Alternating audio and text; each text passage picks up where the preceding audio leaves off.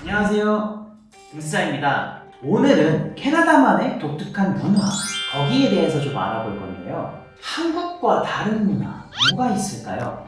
저도 처음에 캐나다에 갔을 때 약간 충격을 받은 부분이 많이 있었습니다. 저번에 말씀드렸던 것처럼 의식주 편에 제가 말씀을 드렸던 것처럼 밴쿠버는 우기가 정말 깁니다. 1년에 6개월 동안 비가 온다고 생각을 하시면 돼요. 여기까지는 모두들 아시는 정보겠지만 여기서 신기한 거, 캐나다 사람들은 비가 와도 우산을 쓰고 다니지 않습니다. 이게 많이 신기했던 부분이었어요. 길거리에서 우산을 쓰고 다닌다. 더군다나 남자가 여기면 약간 포인트를 잘못 찍으실 수도 있습니다. 누가 다른 사람들이 우산을 쓰고 있는 남자 본인을요.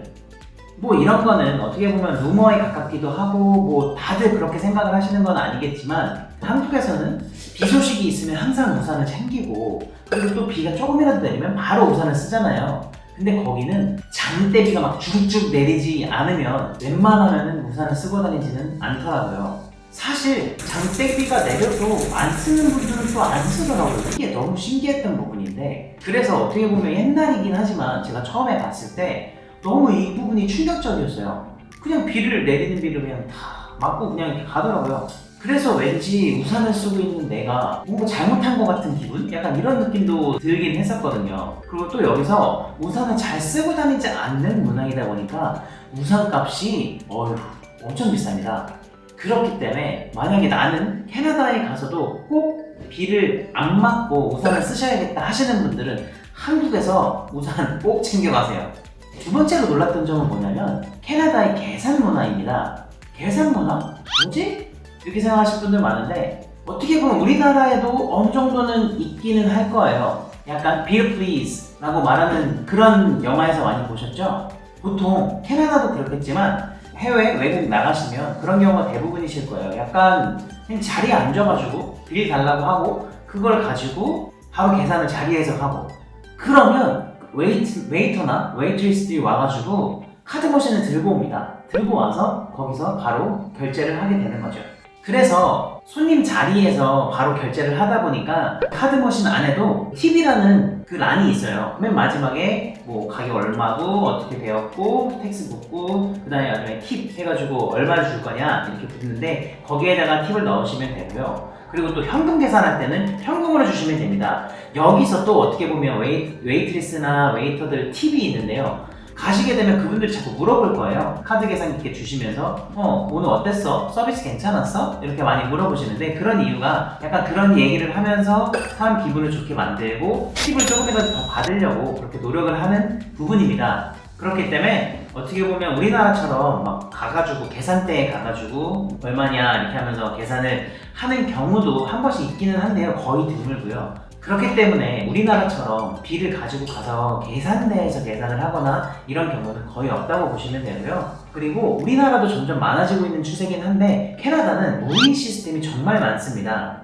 특히 마트나 아니면 레스토랑 이런 데 가서 무인 시스템이 많다 보니까 처음에 가서 당황하시는 분들 많아요. 뭐 한 번씩 두 번씩 하다 보면은 아시겠지만 가시기 전에 미리 어느 정도 알고 가시면 조금 더 도움이 되실 것 같습니다. 마지막으로 은행, ATM에 대해서 말씀을 좀 드릴 건데요. 우리나라는 ATM에 그냥 돈만 넣으면 알아서 계산을 해가지고 얼마 입금이 된다 이렇게 딱 뜨잖아요. 캐나다는 아닙니다. 어떻게 하느냐? 보통 ATM 기계에 가시면 옆에 봉투가 있어요. 하얀 색깔 봉투 아니면 혹은 뭐 노란 색깔 각자 은행마다 다른 봉투기는 한데 그걸 꺼내가지고 거기에 돈을 가지고 계신 돈을 다 넣으시고 그 다음에 그 봉투 하나를 한 번에 넣으시는 게 되는 겁니다. 그러면 돈을 어떻게 세지? 이렇게 생각을 하시죠? 그렇게 됐을 때 돈을 넣고 내가 얼마를 입금했다 그거를 적는 란이 있어요. 그래서 거기 OK를 누르시고 입금을 하시게 되면 우리나라 같은 경우는 그냥 알아서 세고 끝내기 때문에 직원들이 할 일이 없죠. 거기는 은행원들이 일을 다 마치고 나서 남아서 ATM에 들어온 돈들 다 일일이 하나하나 세요. 돈을 항상 만지니까 힘든 직업일 수도 있겠죠. 야근도 많고요. 그리고 또 여기서 바로 입금을 하고 바로 쓸 수가 없습니다. 왜? 사람이 세야 되기 때문이죠. 지금 바로 입금하고 바로 쓰고 싶은데 그렇지 못하는 거죠.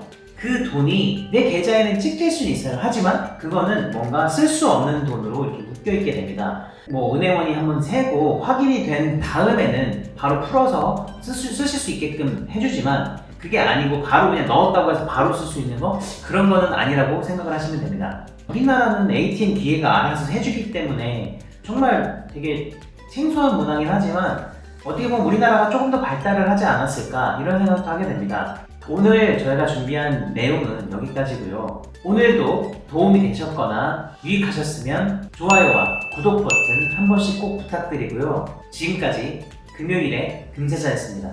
감사합니다.